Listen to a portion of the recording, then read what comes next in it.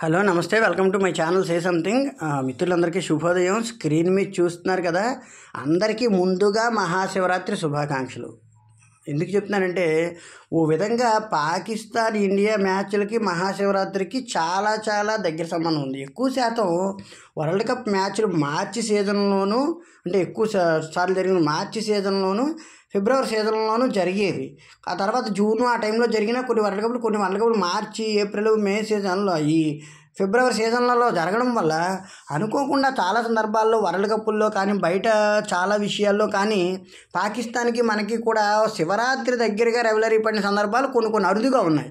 అలాంటి సందర్భాల్లో మరి నిజంగా భగవంతుడు మన పక్షాన ఉంటాడని అనుకోవాలో, లేకపోతే మనవాళ్ళు అంత కష్టపడి గెలవాలని అనుకుంటారని అనుకోవాలో, కానీ ఏదైనప్పటికీ విజయకాంక్షని రగిల్చే విధంగా శివరాత్రికి ప్రతిసారి గిఫ్ట్ ఇస్తుంటారు మన వాళ్ళు. నిజం చెప్పుకోవాలంటే మనకు బాగా జ్ఞాపకం ఉండిపోయిన మ్యాచ్ అంటే మన 2003 world cup Pakistan India match బాగా గుర్తుండిపోయిన మ్యాచ్. ఎందుకంటే అది పర్ఫెక్ట్గా శివరాత్రి రోజునే జరిగింది. మ్యాచ్ జరిగిన రోజు కూడా శనివారం 1వ తారీఖు మార్చి 2003 వరల్డ్ కప్లో శనివారం రోజు మనకు ఆ మ్యాచ్ జరిగినప్పుడు అది శివరాత్రి రోజునే మ్యాచ్. సెలవు వచ్చింది అందరికీ, శనివారం కూడా కావడంతో ఆటోమేటిక్గా శివరాత్రి సెలవు కదా. అప్పుడు అందరూ ఏమనుకున్నారంటే 270 పైగా, చాలా రోజులుగా ఆడట్లేదు మనతో పాకిస్తాన్, 271 పరుగులు భారీ స్కోర్ ఇచ్చారు.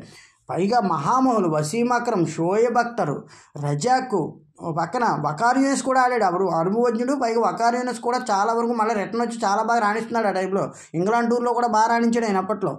రాణించడంతో ఇంత మహామహులు, తర్వాత స్పిన్నర్లు షోయిబ్ మాలిక్, ఆ తర్వాత పక్కన ఇంకా ఎవరు 2-3 స్పిన్నర్లు ఉన్నారు, మంచి మంచి బౌలర్లు, చాలా కఠినమైన బౌలర్లు, కఠినమైన వరల్డ్ కప్పు. అసలు 271 పరుగులు చేర్చేయడం అంటే, అది కూడా పాకిస్తాన్ మీద చేర్చేయడం అంటే సెంచురీ అని అనుకుంటాను. గ్రౌండ్ చాలా కష్టం. సౌత్ ఆఫ్రికాలో జరిగింది వరల్డ్ కప్ మనకి 2003. దాదాపుగా ఫైనల్కి వెళ్ళాం. ఫైనల్లో ఆస్ట్రేలియాతో పోయింది మనది. అయితే ఆ టైంలో ఈ 271 పరుగులు కొట్టాలంటే ఎలా చాలా కష్టం అనుకున్నారు. కొంతమంది అయితే ఉదయం చూసి వచ్చాక మా ఇంట్లో కరెంటు పోతే పక్కన రామాలయంలో టీవీ పెడితే అక్కడికి వెళ్ళాం. అక్కడికి వెళ్ళే కాసేపు ఉన్న కరెంట్ వచ్చాక మళ్ళీ ఇంటికి వచ్చి ఎంజాయ్ చేసాం. బట్ ఏంటంటే అందరూ ఏమన్నారంటే 271 పరుగులు కొట్టడం అసాధ్యము, ఇంక ఏంటంటే అక్రమ్ గ్యారంటీగా విజృంభించేస్తారు, లేకపోతే అకారణంగా విజృంభిస్తారు, ఒత్తిడిలో మన వాళ్ళు అయిపోతారు. ముఖ్యంగా అందరూ చెప్పిన మాట ఒకటే, సచిన్ టెండూల్కర్ ఖచ్చితంగా అయిపోతాడు ఈ మ్యాచ్లో అవుట్ అని చెప్పేసి. ఎందుకంటే సచిన్ టెండూల్కర్ అన్నిసార్లు ఒత్తిడిని జయించలేడు, ఏదో కొన్ని సందర్భాల్లో తప్ప, ఎవరో ఒకరు ఆడాలి తప్ప సచిన్ ఆడడం చాలా కష్టం అని నాకు కొంచెం ఆయన మీద అభిమానం ఎక్కువ ఉండేది. అందువల్ల ఏంటంటే స్వతహాగా చిన్నపిల్లలం కదా, అప్పుడు ఆ అభిమానంతో గట్టిగా మాట చెప్పాను, ఇవాళ సచినే ఆడతాడు, సచిన్ ఆడితేనే మ్యాచ్ గెలుస్తాం, వల్ల ఆయన ఖచ్చితంగా ఆడి తీరుతాడు, శివరాత్రికి అందరికీ గిఫ్ట్ ఇస్తాడని మా ఫ్రెండ్తో నేను గట్టిగానే వాదించాను. వాదిస్తే చూసుకుందాం అనుకున్నాం. సరదాగా 10 రూపాయలు పందెం కూడా కాసేసుకున్నాం. అప్పట్లో 10 అంటే చాలా ఎక్కువ, అంటే మాకు సరదాగా, మేమేమి ఉద్యోగాలు అవి వెలగబెట్టలేదు కాబట్టి అప్పటికి.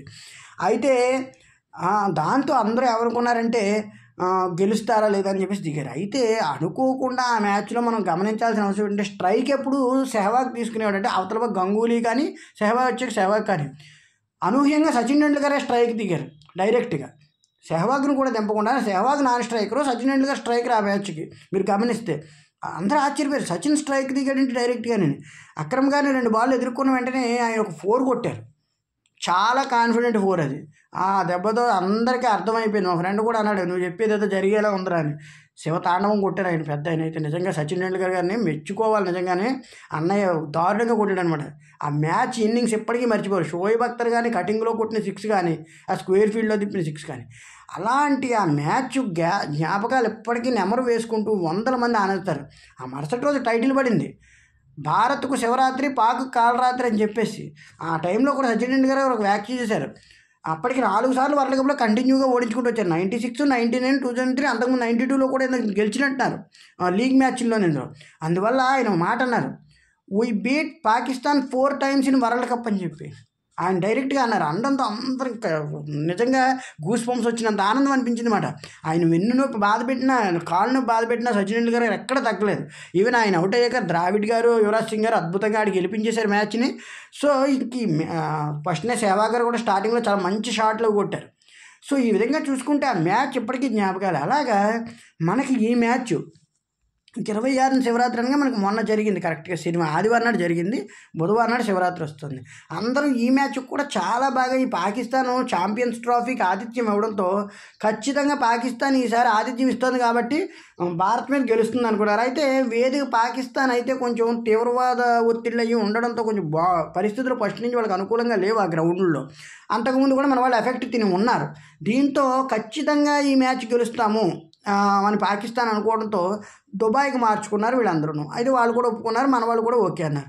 దుబాయ్కి మార్చడంతో పాకిస్తాన్కి విపరీతమైన ఫ్యాన్ బేస్ ఏర్పడింది. మన వాళ్ళు ఎంత ఫ్యాన్ బేస్ ఉన్నారో వాళ్ళకి మరి అక్కడ ఆటోమేటిక్గా ముసల్మాన్ కంట్రీస్ కదా అవన్నీ.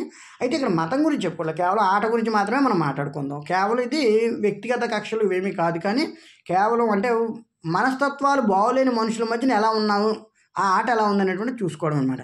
ఈ విధంగా చూసుకుంటే పాకిస్తాన్ కొంచెం కొత్త టీము అయినప్పటికీ వాళ్ళు కొంచెం కంట్రోల్లో ఉండడం మానేసి మన వాళ్ళు బ్యాటింగ్ చేస్తుంటే, అంటే మన వాళ్ళు బ్యాటింగ్ చేస్తున్నప్పుడు వెకిలి చేష్టలు చేయడం అన్నీ కూడా జరిగే తర్వాత స్క్రీన్లో వచ్చాయి. చాలా తప్పది, ఎందుకంటే వాళ్ళు ఎప్పుడూ బుద్ధి మార్చుకోవాలి. అయితే ఏమైంది, 241 పరుగులు కొట్టారు ఫస్ట్. నిజానికి బౌలర్లు అందరూ చాలా బాగా వేశారు. కుల్దీప్ యాదవ్ గారు కానీ, అలాగే ఫస్ట్ ఓపెనింగ్గా బౌలింగ్ వేసిన ప్రతి ఒక్కరు కూడా చాలా బాగా బౌలింగ్ వేసుకుంటూ వచ్చారు. నిజం చెప్పుకోవాలంటే ఎక్కడ ఎవరో తగ్గలేదు. బుమ్రా లేకపోయినప్పటికీ మిగతా ఫాస్ట్ బౌలర్లు అందరూ కుర్రాళ్ళు అందరూ హార్దిక్ పాండ్యా కానీ అందరూ వికెట్లు తీసుకుంటూ వచ్చారు. జాగ్రత్తగా కంట్రోల్ చేసుకుంటూ వచ్చి 241 పరుగుల భారీ స్కోర్ని నిజం చెప్పుకోవాలంటే పాకిస్తాన్కి 241 పరుగుల భారీ స్కోర్ని ఇంకా దాటిపోతుంది అనుకుంటే అక్కడ కంట్రోల్ చేశారు. నిజానికి 241 పాకిస్తాన్ పాత మ్యాచ్ అయితే అదే పాత మ్యాచ్ ఎవరో విక్రమ్ గారు వాళ్ళైతే ఒత్తిడి పెడుదురు ఖచ్చితంగా ఒక 5-6 వికెట్ల దాకా మనం తీసి. కానీ వీళ్ళు కొత్త బౌలర్లు అవ్వడం, అప్పటికే రోహిత్ శర్మ వీళ్ళందరూ అనుభవజ్ఞులు కావడంతో వీళ్ళు ఏమనుకున్నారంటే పాకిస్తాన్ వాళ్ళు ఒత్తిడి ఉంటుంది కదా అయిపోతారు అనుకున్నారు. దాంతో రోహిత్ శర్మ గారు 30 పరుగుల దగ్గర అయిపోవడంతో ఖచ్చితంగా గెలిచేద్దాం అనుకున్నారు. విరాట్ కోహ్లీ గారు కూడా మధ్యన అనుకున్నంత ఫామ్లో లేరు, నిజానికి ఆడుతున్నారు బాగా. కానీ పాకిస్తాన్ అనేటప్పటికి మనకి సచిన్ గారు వరల్డ్ కప్లో ప్రతి మ్యాచ్ ఎలా ఆడారో ఈ మ్యాచ్లకు వచ్చినప్పుడు ఈ విరాట్ కోహ్లీ గారు కూడా ఫాదర్ ఆఫ్ పాకిస్తాన్ అని ఏదో పేరు ఇచ్చారు ఈ మధ్యన. అంటే ఆయన పాకిస్తాన్ అంటే వాళ్ళకి బాగా ఆడతాడని గట్టిగా చెప్పాలంటే డైరెక్ట్ బాబులో కొడతాడు వాళ్ళని చెప్పడానికి ఫాదర్ ఆఫ్ పాకిస్తాన్ టైటిల్ పెట్టారన్నమాట, మాస్ టైటిల్ లాగా పెడితే. నిజంగానే విరాట్ కోహ్లీ వస్తే విరాట్ కోహ్లీ గారిని వికెట్ పడుతున్నప్పుడు అంటే శుభం గిల్ గారు సూపర్ ఆడారు. ఆయన అవుట్ అయిపోయాక ఇంకా కొంతమందిని వెటకారం ఆడటం, విరాట్ కోహ్లీ గారిని పదే కవ్వించడం, బౌలర్లు ఇవన్నీ చేశారు. కానీ ఆయన అత్యంత సంయమనంతో ఆడుకుంటూ వెళ్ళి స్కోర్ కొద్దిగా తక్కువ ఉంది కాబట్టి ఎక్కడ తడబడకుండా ఆయన శ్రేయస్ అయ్యర్ గారు కానీ అందరూ కూడా మంచి తోడ్పాటును అందించారు. ఎక్కడెక్కడ తడబడకుండా ఆయన సెంచరీ చివరిలో పూర్తి చేసిన తీరైతే అద్భుతం అని చెప్పాలి. నిజంగానే పాకిస్తాన్కి చెంపపెట్టలేడు సమాధానం. నిజంగా శివరాత్రికి అదొకటి ఇదొకటి. ఇంకొకటి కూడా జ్ఞాపకం ఉంది, 2015 వరల్డ్ కప్ మనకి అప్పుడు కూడా ఆదివారం ఎప్పుడో జరిగింది. 17వ తారీఖు శివరాత్రి వస్తే 15వ తారీఖు మనకు మ్యాచ్ జరిగింది. యాక్చువల్గా 15కి మన మ్యాచ్ జరిగితే 17 శివరాత్రి. ఇప్పుడు అప్పుడు ఫిబ్రవరిలో 2015 వరల్డ్ కప్. అప్పుడు కూడా పాకిస్తాన్ మనం గెలిచాం. అప్పుడు కూడా విరాట్ కోహ్లీ బాగా ఆడారు. నిజం చెప్పాలంటే అలాగా చాలా మ్యాచ్లు మార్చికి వాటికి దగ్గరలో ఉన్నాయి. ఇది 2019 వరల్డ్ కప్ కూడా కొంచెం దూరం, కానీ 15 వరల్డ్ కప్, 99 వరల్డ్ కప్ కూడా దగ్గరలోనే ఎక్కడో ఉంది. కానీ బాగా దగ్గరగా ఉన్న మ్యాచ్లు ఈ 2003 వరల్డ్ కప్, ఈ ఐసీసీ ఛాంపియన్స్ ట్రోఫీ, ఇప్పుడు ఇది 2025, 2015 వరల్డ్ కప్ మ్యాచ్లు బాగా 2-3 రోజులు వ్యవధిలో ఉన్నాయి. ఇక డైరెక్ట్గా శివరాత్రి రోజు జరిగిన మ్యాచ్ అయితే మాత్రం 2003 వరల్డ్ కప్పే. సో ఈ విధంగా చూసుకుంటే శివ తాండవం ఆడుతున్నారు అనుకోవచ్చు మన వాళ్ళు. నిజంగానే అంటే ఇప్పుడు ఏ దేశం మిగతా దేశాల మీద గెలవక్కర్లేదా అని అనుకోవచ్చు. నిజానికి ఛాంపియన్స్ ట్రోఫీలు అవన్నీ ఆడినవి గెలిచినవి ఇవన్నీ మనకి ఎన్నో జ్ఞాపకాలు ఉన్నాయి. మహా ప్రత్యర్థి జట్లని మట్టి కరిపించేసిన రోజులు ఉన్నాయి మన వాళ్ళు. వరల్డ్ కప్ కూడా తెచ్చుకున్నాం, 2011 తెచ్చుకున్నాం, 1983 తెచ్చుకున్నాం. At the same time T20 world cup కూడా గెలిచాం. T20 వరల్డ్ కప్లో ఎన్నోసార్లు ఫైనల్కి చేరుకున్నాం. వరల్డ్ కప్లో కూడా 2-3 సార్లు సెమీఫైనల్కి ఫైనల్స్కి చేరుకున్నాం. భారత జట్టు అనేటువంటిది నిజానికి క్రికెట్ కనిపెట్టడం బట్టి చాలా రోజులు మన దేశంలో క్రికెట్ ఇంప్రూవ్ అయ్యాక మన దేశాన్ని ఇంప్రూవ్ చేసుకుంటూ వెళ్ళాం. సో క్రికెట్లో పాకిస్తాన్ మనకంటే కొంచెం అడ్వాన్స్డ్ అవ్వచ్చు, కానీ పాకిస్తాన్ వెస్టిండీస్ ఏంటంటే ఫస్ట్ నుంచి వాళ్ళు బాగా ఆడేవారు. కానీ వాళ్ళ దగ్గర ఒక రకమైన క్రూయల్ క్రికెట్ ఉంది. అంటే ఏంటంటే మనిషిని మానసికంగా హింసించడం ఇవన్నీ. తర్వాత ఈ బాధ అంతా ఆస్ట్రేలియాకి పాకింది. ఆస్ట్రేలియాకి విపరీతమైన స్లెడ్జింగ్ పాకి వాళ్ళు కూడా ఒకనొక దశలో కంట్రోల్ తప్పులు చేసిన రోజులు ఉన్నాయి. సో ఈ విధంగా చూసుకుంటే క్రూయల్ క్రికెట్ అనేది ఎప్పుడు అంటే క్రీడకి మంచిది కాదు. ఈ మానసికంగా బలహీనపరచడం, తప్పుగా మాట్లాడడం అని. ఎందుకంటే మన వాళ్ళు మ్యాక్సిమం వీలైతే కంట్రోల్ తప్పితే తప్ప ఎదరికి వెళ్ళరు. వెళితే పెద్దవాళ్ళు ఎవరో వారించడం, ఆఫ్ చేయడం చేస్తారు. ఈ విధంగా చేయడం వల్ల మన క్రికెట్ ఈ రోజుకి ఉన్నతంగా ఉంది. అంత మంచి వాళ్ళు వస్తున్నారు ప్లేయర్స్ అంటే రాజకీయాలు జరగచ్చు, ప్లేయర్స్ ఎంపికలోను వాటిలోనే ఎంతో కొంత రాజకీయాలు ఉంటాయి. కానీ వచ్చిన ప్రతి ఒక్కరు ఒక స్ట్రాంగ్ ప్లేయర్, ఒక ధోని కావచ్చు, లేకపోతే ఒక విరాట్ కోహ్లీ కావచ్చు, ఒక హార్దిక్ పాండ్యా కావచ్చు, ఒక ఎవరో మనకి పాత వాళ్ళు చూసుకుంటే ఇంకా అద్భుతాలే అవన్నీ. వాళ్ళందరూ కూడా వీరాది వీళ్ళను. ఎందుకంటే ఏ పిచ్చి మీదైనా ఒక్కసారి రాణించడం మొదలు పెడితే వాళ్ళ బ్యాట్లకు అడ్డే ఉండేది కాదు. నిజంగా సెంచురీ బ్యాట్లో సచిన్ గారు కొట్టిన ఆ షాట్లు ఇప్పటికీ అందరికీ కళ్ళకి మెదులుతాయి. ఒకానొక సందర్భంలో ఆయన కొట్టిన 4 అయితే ఇంకా అసలు ఒక అడుగు ముందుకేసి కొట్టిన 4 అయితే ఇంకా కామెంటేటర్ ఎవరో కానీ ఆయన టానీ గ్రెగ్ చాప్లో కానీ ఆయన అయితే ఇంకా అసలు చూపు తిప్పుకోలేపారు. వాట్ ఏ షాట్ అని చెప్పేసి. అలాగే విరాట్ కోహ్లీ గారు కొన్ని షాట్లు కొడుతుంటారు. ఆయన కవర్ డ్రైవ్స్ ముందు కొంగి కొట్టే కవర్ డ్రైవ్ కానీ 6 కొట్టే తీరు కానీ. సచిన్ గారు స్వీప్ షాట్లు చాలా బాగా కొట్టేవారు. ఆయన అంత బొద్దుగా ఉన్నప్పటికీ కొంచెం బొద్దుగా ఉండేవారు ఆయన. అయినా కూడా ఆ మనిషి వంగి స్వీప్ షాట్ కొట్టే తీరు అసలు ఎవరికి అర్థమయ్యేది కదా, అంతలా బ్యాలెన్స్డ్గా కొట్టేవారు. వికెట్ వెనక నుంచి తిన్నగా 4 వెళ్ళేది, అది అంత చక్కగా కొట్టేవారు ఆయన. పెద్ద అద్భుతం. గంగూలీ గారు కానీ వీళ్ళందరూ కూడా. యువరాజ్ సింగ్ గారు ఎప్పటి నుంచో ఫైటర్ అయిన 2011 వరల్డ్ కప్ వరకు బ్రహ్మాండమైన ఫైటరు. నిజం చెప్పుకోండి, ఆయన ప్రతి క్షణం అండగా ఉంటున్నారు. ద్రావిడ్ గారు కర్ర వికెట్ పాతేటంటే అవగొట్టాలంటే అవతలాడు కళ్ళని దించేయాలన్నమాట. ఇంక అంతలాగా ఆయన తినేసేవారు. ఆయన స్టాండర్డ్ ప్లేయర్ ఆయన నిజంగాను. గంగూలీ గారు ప్రిన్స్, ఆయన ఇంకా ఆట మొదలెట్టాడంటే ఎటు కొడతాడో ఎటు బాస్తాడో కూడా తెలియని విధంగా బాధేవారు. ఈ విధంగా చూసుకుంటే పాత వాళ్ళు కూడా గవాస్కర్ వాళ్ళందరి టైంలో ఉండేది, కానీ వాళ్ళు కొంచెం పాకిస్తాన్ వెళ్ళాలంటే భయపడేవారు. బట్ సచిన్ టెండూల్కర్ గారు హయాం వచ్చాక పాకిస్తాన్ని ఫస్ట్ నుంచి కూడా ఎదిరించడం మొదలెట్టారు. కుర్రాళ్ళ తరం వచ్చాక అంటే విధంగా గంగూలీ గారు వీళ్ళందరూ వచ్చాక కొంచెం పాకిస్తాన్ కంట్రోల్ చేయడం మొదలుపెట్టారు. లేదా అంతకుముందు ఇమ్రాన్ ఖాన్ వాళ్ళ టైంలో పాకిస్తాన్ స్లెడ్జింగ్లు చేయడం, మోసాలు చేయడం, కొన్ని అనకూడదు బాల్ ట్యాంపరింగ్లు కూడా చాలా వివాదాలు జరిగాయి. అసలు ఈ దేశంలో మ్యాచ్లు నిషేధించింది అదుగు. ఒకప్పుడు కరాచీలో పెద్ద ఫైట్ జరిగితే అప్పటి నుంచే మ్యాచ్లు నిషేధించారు. ఆ తర్వాత చాలా రోజులకి మళ్ళీ నాకౌట్ టోర్నీని 96లో పెట్టారు. ఇలాంటిదే పెడితే ఏంది పెప్సీ కోకోకోలా కప్ అని చెప్పేసి షార్జాలో పెట్టారు. షార్జా క్రికెట్ చాలా ఫేమస్ వాళ్ళకి. ఆ షార్జాలో పెట్టిన మ్యాచ్కి న్యూజిలాండ్, ఆస్ట్రేలియా, ఇండియా ఆడితే అప్పుడు సచిన్ గారు పెద్ద ఇన్నింగ్స్ ఆడారు. దాన్నే ఎడారి తుఫాన్ మ్యాచ్ అంటారు. ఆ మ్యాచ్లో ఎడారి తుఫాన్ వచ్చింది. ఆ మ్యాచ్ కూడా బాగా రాణించారు. ఆయన ఫైనల్, సెమీఫైనల్ కలిపి మనకు కప్ అందించారు. ఆ విధంగా చూసుకుంటే పెద్ద పెద్ద ప్లేయర్లు అందరూ కూడా ధోని గారు కానీ 2011 వరల్డ్ కప్ వచ్చిందంటే ధోని గారు ఆయన కోఆపరేషన్ ఉండడం వల్ల నిజంగా చాలా బాగా. 2017 T20 వరల్డ్ కప్ అద్భుతమైన మ్యాచ్లు ఇవన్నీ కూడా. ఈ విధంగా శివరాత్రికి మనకి జరిగిన కొన్ని మ్యాచ్లను చూసుకుంటే భగవంతుడి ఇంపాక్టు మన మీద చాలా ఉన్నట్టు అనిపిస్తుంది.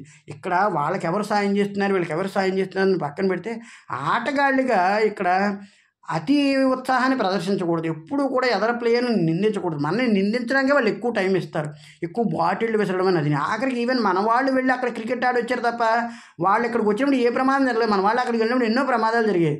ఒకసారి అయితే శ్రీలంక క్రికెట్ని వెళ్ళొద్దని చెప్పి మా అందరూ చెప్తే సచిన్ టెండూల్కర్ కూడా చెప్పారు, వద్దు వెళ్ళొద్దు అక్కడ ప్రమాదాలుగా ఉందంటే వాళ్ళు వినకుండా వెళ్ళి అక్కడ కాల్పుల్లో గురైపోయి విక్రమసింగే వీళ్ళందరూ కూడా దాదాపుగా చావు బ్రతుకుల్లోకి వెళ్ళి వెనక్కి వచ్చారు. అంటే అక్కడ తప్పించింది కూడా పాకిస్తాన్ డ్రైవర్ చాలా కష్టపడి తప్పించాడు. అంటే అతను మంచివాడే అనమాట. అంటే ఇక్కడ ఎవరు కూడా మంచి చెట్టుని కాదు, ఉన్మాదం అన్నది అలా పెరగకూడదు. మనిషిని చంపేసే ఉన్మాదం క్రీడకి రాకూడదు. అది పాకిస్తాన్లో ఎక్కువగా ఏర్పడిపోబట్టి వాళ్ళు అలాగే వెనక్కి కలుపుతుంది. లేదు మంచి క్రికెటర్లు, వాళ్ళు మంచి ప్లేయర్లు ఉన్నారు అందులో.